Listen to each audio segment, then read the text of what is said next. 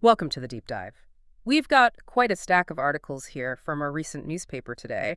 It's a really diverse mix, actually. We're covering everything from, well, how India is seen globally, some interesting legal points, right through to cutting-edge science, Mm, like AI in biomanufacturing, a technical look at controlling pollution, India's big semiconductor push, right. a bit of aviation history, and even the latest on long COVID research. Quite the range. Yeah, so our goal today, it's pretty straightforward but important. We're diving into this material, your sources, to try and cut through some of the noise, pull out the key ideas, the facts, and help you get properly informed on all these different topics, maybe see how some of them connect. Exactly. Think of it like this. We're navigating this information landscape together with you. We'll piece together the main points, explore the so what, the why it matters, and give you that synthesized view without you having to wade through every single article yourself. It's about getting those crucial nuggets. Okay, great. Let's just jump right in then. We'll unpack this pile, starting with a really thought-provoking piece from the editorial section. Okay, this one's by Nirupama Rao. Mm-hmm. She was India's foreign secretary and also ambassador to the U.S., so she knows the landscape. And she starts with this sharp observation. Why isn't there a big, prestigious fellowship focused on India, like the Schwarzman Scholars Program they have for China? Right. And she suggests it's pointing to something deeper than just a policy gap. Yeah, she argues it's actually tied to these deep-seated perceptions, particularly in the West, especially America. And these roots go back decades. It's not just something recent. Absolutely. She even references a book from way back in 1958, Harold Isaacs's Scratches on Our Minds. Mm. And that book highlighted how back then China was sort of framed as this revolutionary, urgent force. Mm. While India was often seen through like a colonial British lens, more distant, spiritual, maybe less strategically relevant somehow. And the argument is those scratches, they kind of endure. And you can see how that might play out based on the article. China, it says, put a lot of effort into shaping its story, investing heavily in soft power like those Confucius institutes. Right, framing its rise proactively. Exactly. Whereas India's focus was more on self-reliance, non-alignment internationally. And maybe its outreach to shape global views was a bit more fragmented or perhaps reactive over the years. That difference in approach, it seems, it has consequences, even in places like academia. The source contrasts, well-funded China studies programs with India research, which it says is often more scattered or maybe tucked under other fields like history, religion. Rather than focusing squarely on modern India's role in tech or space or global strategy today. Right. It's an interesting point. If you're not building that deep understanding in universities, well, what happens? Future leaders, say, in America, might not get the nuanced view needed to really engage with a complex rising India. Precisely. And the article suggests these sort of outdated frameworks persist, Mhm. like the old habit of always hyphenating India-Pakistan when talking about South Asia. Mm. That kind of thinking, even if it shows up in off-the-cuff remarks from, say, former leaders like President Trump, it might reflect an underlying lack of granular understanding. It's not just a slip-up. So the irony here is pretty striking, isn't it? Just as India's global importance, economically, geopolitically, is undeniably growing, Yeah. its intellectual visibility, that deep understanding in key circles, seems to be lagging behind. And that's where something like a flagship fellowship program could really make a difference, Yep. actively training future leaders on India. But importantly, the article doesn't just point fingers outward. It also suggests India needs to invest more in its own institutions, top engineering schools, universities, and project its own narrative more confidently on the world stage. It feels like the core argument is that global leadership today, it's not just about GDP or military strength. I know. It's really about shaping perceptions, claiming that intellectual space, telling your story effectively. That battle for influence, it's fought in classrooms and research centers just as much as in diplomatic halls. Yeah, that's well put. And the key takeaway from this piece really feels like India needs to be understood on its own terms for what it is now and its potential, not just as a counterweight to China or through old lenses. And achieving that, it takes vision, a clear voice, and a compelling story told consistently, inspiring that next generation of thinkers and leaders everywhere. Definitely gives you a lot to think about, that piece. Okay, let's shift gears now. From global perceptions to a very specific but fundamental legal issue within India. Right. This next article comes from the opinion section. It's by R.K. Vij, a former IPS officer, so he has that practical perspective. And he's looking into the details of First Information Reports FIRs, using a recent case from the Madhya Pradesh High Court as a kind of case study. Yeah. It involves a cabinet minister, Vijay Shah. This case is interesting. The High Court directed that an FIR be registered against the minister based on some allegedly inflammatory remarks he made. But then the court itself seemed to critique the way the FIR was written, calling it deficient in material particulars. They even said their whole court order detailing the allegations had to be read as part of the FIR going forward. Yeah, that focus on how the FIR was written is really telling. It brings up that basic legal question. What makes an FIR valid and complete under the law? As the source explains, Section 171.1 of the new Bharatiya Nyaya Sanhita, the BNS, it basically requires that information about a cognizable offense. That's a serious one, where police can arrest without a warrant. Right. That information must be recorded. And the usual way the article notes is just to reproduce the complaint received. But the court here wanted more detail in the FIR itself. Yes. The author argues that while just copying the complaint is standard, it's probably prudent practice to include the specific elements, the ingredients of the alleged cognizable offense within the FIR. Why is that? Well, partly to make sure the accused person clearly understands the exact charges they're facing. That's crucial for their defense, right? Including things like applying for bail. Makes sense. The article also mentions some big Supreme Court cases to back this up, about courts looking closely at FIRs. It does. Cases like Vinod Dua's or Arnab Goswami's. There, FIRs were either quashed or bail granted because the allegations, even taken at face value initially, didn't seem to establish the necessary components of the crime they were accused of. So courts really do scrutinize them. They do. And this links to the power high courts have under Section 528 of the BNS, the power to quash an FIR. It's meant to stop abuse of the legal process, ensure justice. But the Supreme Court always says it should be used carefully, sparingly. And there are guidelines for that, right? From the Pudgeon Low case in '92. Exactly. That's a landmark case cited here. It laid out specific situations where a high court can quash an FIR. And one key situation is precisely this. If the allegations in the FIR, even if you assume they're true, don't actually make out an offense, or don't disclose a cognizable offense that justifies a police investigation.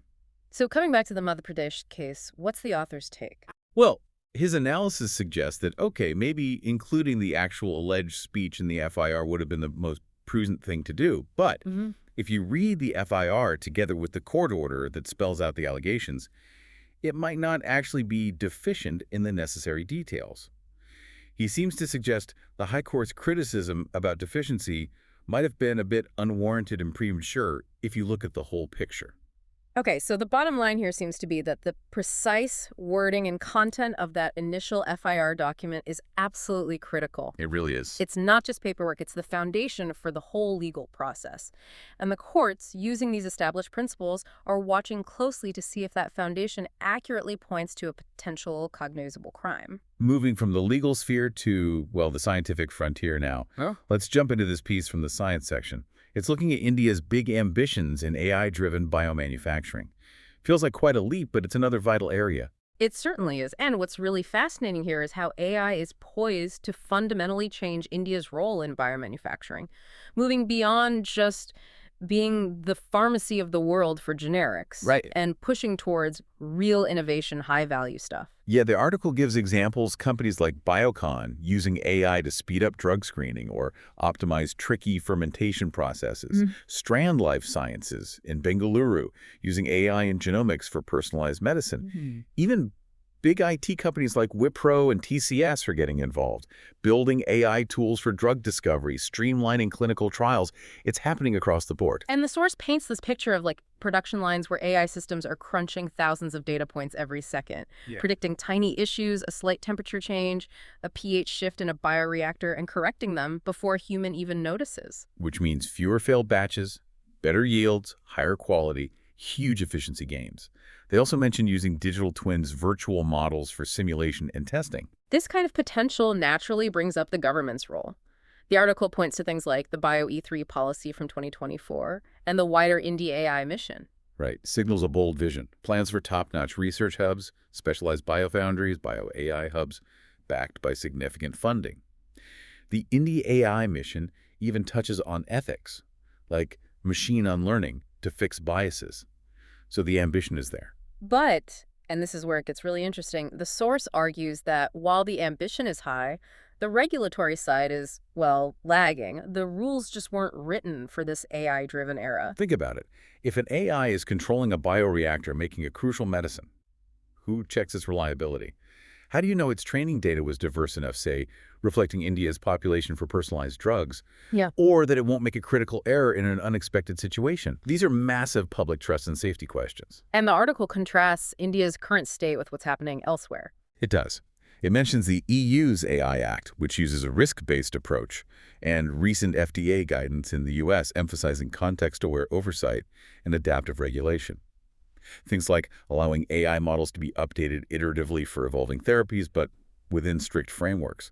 India, the source notes, doesn't really have that kind of specific risk-based framework for biotech AI yet. And the risk of not having that. The article uses an example. Right. An AI trained mainly on urban data might fail in a rural setting due to different conditions that could impact big sectors, like specialty chemicals mentioned as a $32 billion industry.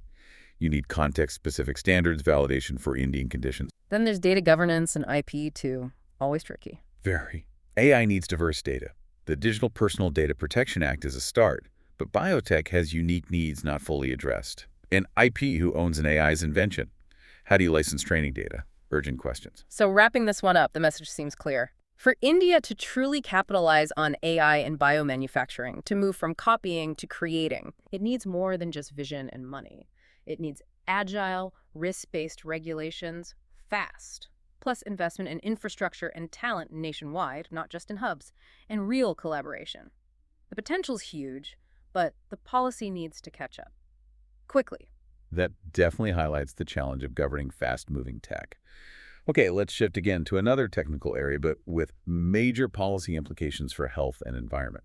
We're looking at an explainer from the text section now, focusing on flue gas desulphurisation units, or FGDs. These are apparently at the center of a big debate involving India's coal-fired power plants. Yeah, they're back in the spotlight because, as the article notes, an expert committee, chaired by the principal scientific advisor, has reportedly suggested possibly rolling back a policy from about a decade ago. A policy that mandated these FGD units in all coal plants across India. Okay, so let's start basic. What exactly are these FGDs? Right. So when you burn fossil fuels, especially coal, the flue gas contains pollutants. A major one is sulfur dioxide, SO2. FGDs are basically systems designed to capture and remove that SO2 before the gas goes up the chimney and into the atmosphere. How did they do that? Usually by treating the flue gas with something basic. The article mentions common methods like dry sorbent injection or wet limestone scrubbing, which is apparently very efficient and creates gypsum, a useful byproduct. Using seawater is also an option for coastal plants. Got it. Which brings us to the crucial question. Why is SO2 from coal plants such a big deal? Why worry about it? The source is very clear on this. SO2 is a major air pollutant. It contributes to global warming, sure, but its direct impact is on health, serious respiratory problems. And crucially, SO2 is a key ingredient in forming secondary particulate matter, specifically PM2.5. Ah, PM2.5. That's the really fine, harmful stuff that gets deep into your lungs. Exactly. The article quotes an expert saying that about 15% of India's ambient PM2.5 comes from coal burning. And get this, 80% of that coal-related PM2.5 is actually secondary PM2.5 formed from the SO2 released. Wow. Okay, so controlling SO2 seems critical for tackling PM2.5 pollution and protecting public health. Definitely, which makes the policy situation even more complex. India mandated FGDs for all 537 coal plants back in 2015. The initial deadline was 2018. But the reality, as of April 2025, according to the source, is very different. Deadlines have been pushed back repeatedly, now mostly to 2027, 2029, and only a tiny fraction, just 39 plants out of 537, had actually installed them, even though installing one reportedly takes only about 2 years. So why the huge delay in the current debate about rolling back the mandate? One word, cost. It's expensive. The article estimates around 1.2 crore per megawatt of capacity. With India's massive coal capacity over 219,000 million and still growing, the Union Power Minister estimates fitting FGDs just on the new capacity could cost an extra 97,000 crore. Huge numbers. So it's a classic cost versus benefit dilemma. The Power Minister's quote in the article highlights that balancing act. Trying not to harm health, but also not wanting to jack up electricity prices or hinder energy supply. Right. But the article also includes experts with different views. Yeah. One argues that skipping FGDs completely undermines clean air goals. Another suggests that while tariffs do increase maybe up to 1.72 per unit by one estimate, a big chunk is fixed cost. so the variable cost impact might be more manageable for consumers. And technically, is there any other way to remove SO2 from coal plants after burning, an alternative to FGDs? According to the experts cited here, no, not really. For removing SO2 from flue gas, once coal is burned, FGDs are the established technology. There isn't a widely deployed alternative that does the same job for post-combustion control, so the pressure to comply remains, technically speaking. So this whole debate really seems to boil down to this direct clash. Urgent environmental and public health needs driven by SO2 and PM2.5 versus the enormous cost and logistical challenge of putting this tech into hundreds of power plants across India. The missed deadlines show how tough it is, and the committee's recommendation really highlights the tight spot policymakers are in, weighing costs against health and climate, with experts clearly divided. Speaking in the tech section, let's pivot to another critical area for modern economies: India's drive to boost semiconductor manufacturing. This piece looks specifically at how changes to Special Economic Zone, or SEZ, rules are being used to help this push. Right, semiconductors. These tiny chips are everywhere, powering everything. And the pandemic really drove home the risks of having global supply chains so concentrated, didn't it? The article mentioned something like 35% of global production coming from China. Exactly, creates a big dependency. So India launched its Semicon India program back in 2022, putting significant money behind it, 76,000 crore, to incentivize domestic production. And now the government's taking further steps by specifically tweaking the SEZ rules from 2006. These changes were apparently notified very recently, June 9th. Okay, so what are these specific rule changes? What do they actually alter? The source highlights three main tweaks designed to make setting up semiconductor and electronics manufacturing in SEZs easier and more appealing. First, under Rule 5, they've slashed the minimum land area needed for such an SEZ, from 50 hectares down to just 10 hectares. That's a significant reduction. Why do that? Well, the logic seems to be that this smaller footprint makes it viable for companies to start with smaller investments. Maybe not the giant mega fabs right away, but still get all the SEZ benefits, tax breaks, duty-free imports, infrastructure support. It lowers that initial barrier. Okay, makes sense. Lowering the entry barrier on land and capital. What's the second change? The second one tackles a classic Indian hurdle, not titles. Rule 7 used to demand SEZ land be totally encumbrance-free, no legal disputes, etc. Now, the Board of Approval can relax that requirement. Given how complex land records can be in India, this flexibility should help speed things up, navigating those often lengthy legal processes around clear ownership. Right, cutting through some red tape on land issues. And the third tweak. The third big change is to Rule 18. Traditionally, SEZs were purely export-focused. Everything made inside had to be shipped out. This amendment now allows SEZ units making semiconductors and electronics components to sell their products domestically within India after paying the applicable duties. That's a fundamental shift from the export-only model. What's the advantage there? Flexibility, mainly. It reduces dependence on volatile global markets. By allowing domestic sales, it offers a potentially huge guaranteed market right here in India. That shields companies from some global uncertainty and, crucially, helps build a reliable domestic supply chain for these vital components. Interesting. So creating both export potential and domestic market security.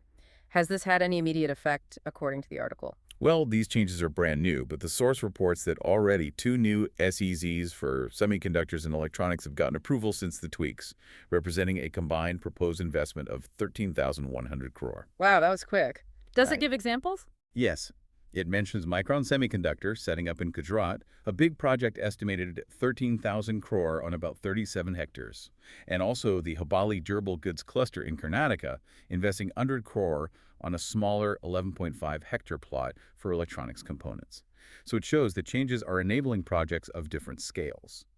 So summing this one up, it looks like India is making very targeted changes to its SEZ rules, smaller land requirements, more flexible land title rules, allowing domestic sales, all aimed at lowering barriers and attracting serious investment to build its own semiconductor and electronics manufacturing base, trying to cut reliance on imports and manage those supply chain risks. Okay, let's shift gears completely now. Still in the text section, but this is an explainer about something most people know by name, maybe not the details. Flight recorders, or black boxes, absolutely vital for investigating plane crashes. And the article clears up that common misconception right away. They're not black. Not at all. They're painted bright orange, sometimes with reflective tape, to make them easy to find in wreckage. They have to withstand incredible forces, heat, pressure, even underwater locator beacons. Modern ones usually combine two key things: the cockpit voice recorder, CVR, and the digital flight data recorder, DFDR, sometimes separate, often integrated. And the article mentions India's own investigation body, the AAIB, recently boosted its capabilities. Yes, the Aircraft Accident Investigation Bureau set up a dedicated flight recorders lab in New Delhi. It just highlights how crucial these devices still are for probes, like the Air India Dreamliner incident mentioned. Their importance hasn't faded. The article also gives a bit of history on how they developed. It does. Started back in the 1950s, believe it or not, using metal foil, then magnetic tapes in the 60s, and finally solid-state memory chips since the 90s, which are far more robust and store way more data. And the origin story is pretty compelling, isn't it? The first FDR invention in 1954. Yeah, by an Australian scientist, David Warren. He developed it while investigating those mysterious mid-air explosions of the de Havilland Comet, the first commercial jet. Right. He's a fuel expert on the team and realized they desperately needed recordings data and cockpit audio to figure out what happened before the crash. He literally wanted a recording to help analyze accidents. A direct link between tragedy and invention. And when did they become standard equipment? FDRs and CVRs were mandated on commercial flights starting in 1960. And then in 1965, probably because finding them was tough, the rule came in to paint them bright orange or yellow. Easier spotting. Apparently, General Mills actually sold the very first FDR even earlier in 1953. So, function-wise, what exactly do they record? Well, the DFDR captures a whole stream of technical flight data: altitude, airspeed, heading, engine parameters, control inputs, flap positions, Right. hundreds of parameters on modern planes. The CVR, meanwhile, records audio from the cockpit, the crew's conversations, radio calls, alarms, engine sounds, switch clicks, anything audible in there. So combining the technical, what happened, with the audio, why or how the crew reacted. Precisely. That combination gives investigators a much richer picture. These brightly colored boxes, born from tragedy and constantly improved, are indispensable tools. They provide the hard data and the human context needed to understand accidents, which directly leads to safety improvements for all of us who fly. They're the silent witnesses. Okay, from aviation safety now to human health for our final piece. Still in the tech section, this is a pulse check looking at new research on long COVID, or PASS-SC, those lingering symptoms some people get after the initial infection. Yeah, this is still a big puzzle. And the key question this study tackled is fundamental. Why do some people get long COVID while others recover relatively quickly? It focuses on a large genome-wide association study, or GWS. Okay, quick refresher. What's a G-days again? Sure. It's where scientists scan the entire genomes of many people, looking for tiny genetic variations like typos in the DNA code that show up more often in people with a specific condition, in this case long COVID, compared to people without it. This particular study was notable because it was huge data from 33 different groups across 19 countries. Very diverse. And what did this big, diverse study find? They zeroed in on a specific region on chromosome 6, near a gene called FOXP4. A particular genetic variant there called RS9367106 showed a strong link. Basically, people carrying the C version of this variant were about 63% more likely to develop long COVID symptoms compared to those without it. And this held up across different ways of defining long COVID. Wow, 63% higher risk from one variant. That's significant. And the article mentioned something about it affecting people even if their initial COVID wasn't severe. Yes, that's a really important detail. This FOXP4 variant increased long COVID risk, even in people who were never hospitalized for their initial infection. It suggests the variant's effect isn't just tied to how sick you got initially, but might play a more direct role in the long-term symptoms themselves. And interestingly, how common this risk variant was varied a lot globally, only 1.6% in some European groups, but up to 36% in East Asians. Really shows why you need diverse studies. So they found the genetic link. Did they figure out why this FOXP4 gene region might be involved? Any biological clues? They did look deeper. They found this risk variant sits in a part of the DNA that's particularly active in lung tissue. And the FOXP4 gene itself is highly active in specific lung cells, type 2 alveolar cells. Okay, what do those cells do?